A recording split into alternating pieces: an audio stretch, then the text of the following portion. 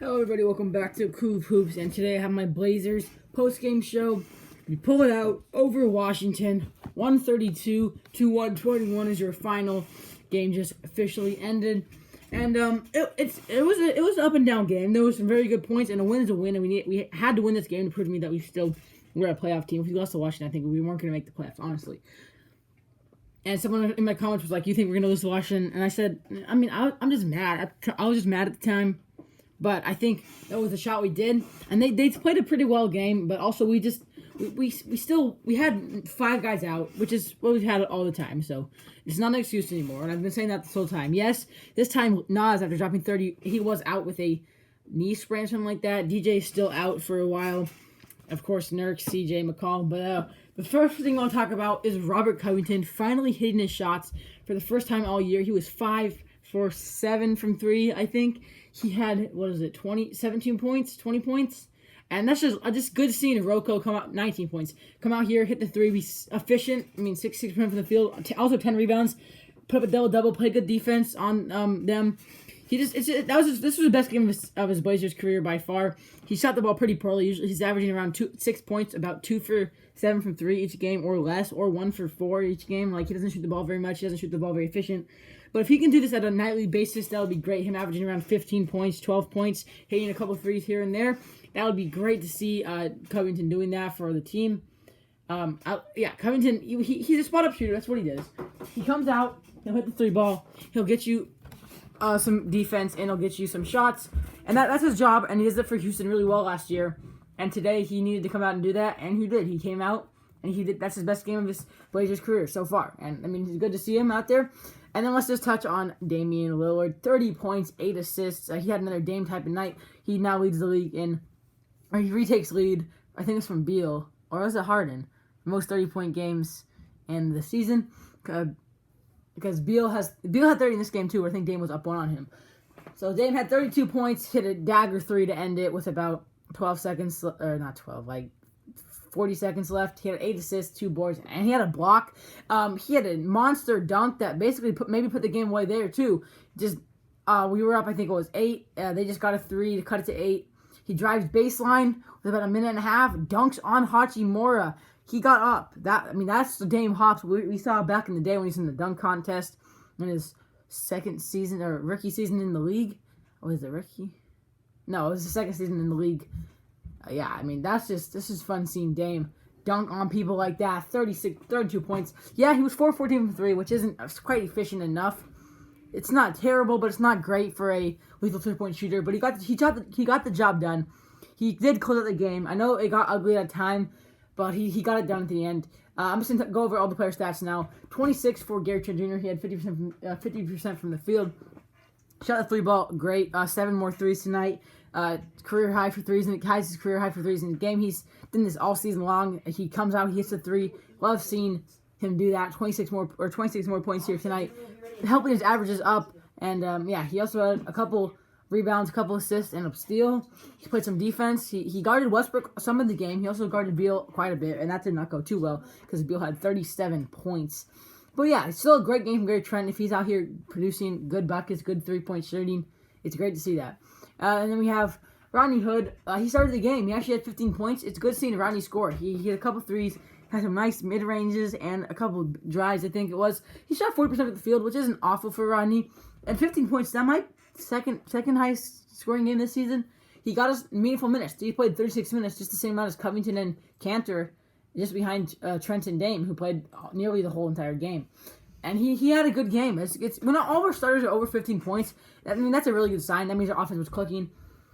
And because of that, we got out to a 75. Wait, was it 75? 75-point first half. This is our highest scoring half of the season.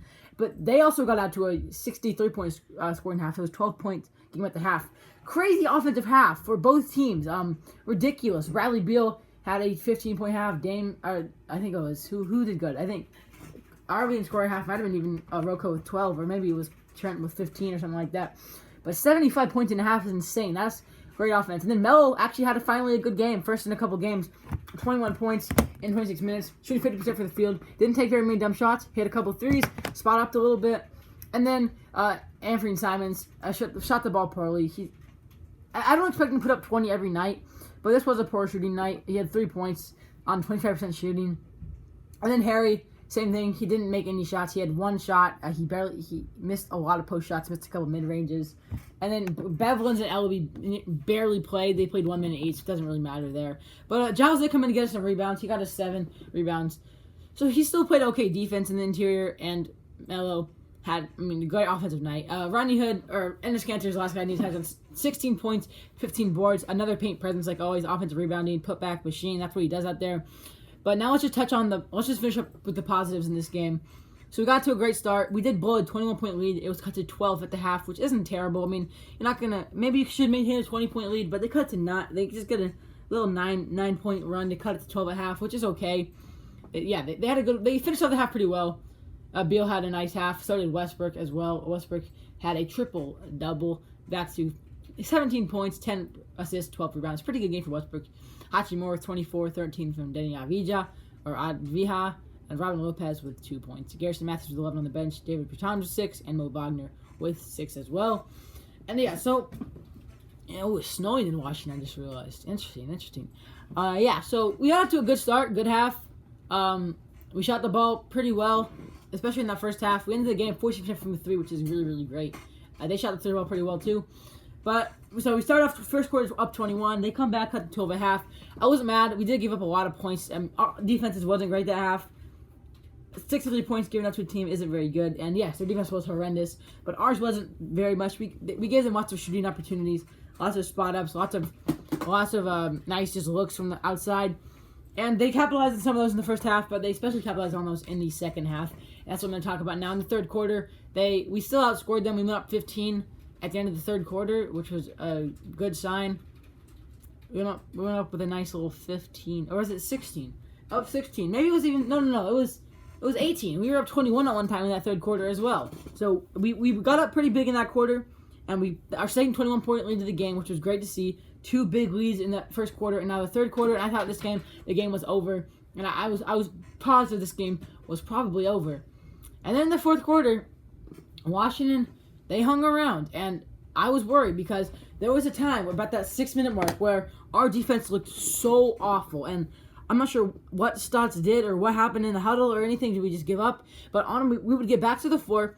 We'd go to the paint, and we'd give them 4 open shooters. It was Bertans made 2 in that time. Hachimura made 2. Avdija made 2. Garrison Matthews made 2. They literally would get a rebound, or they'd inbound the ball, and they would just kick it out, and they'd hit a wide open 3 with a bunch of different shooters.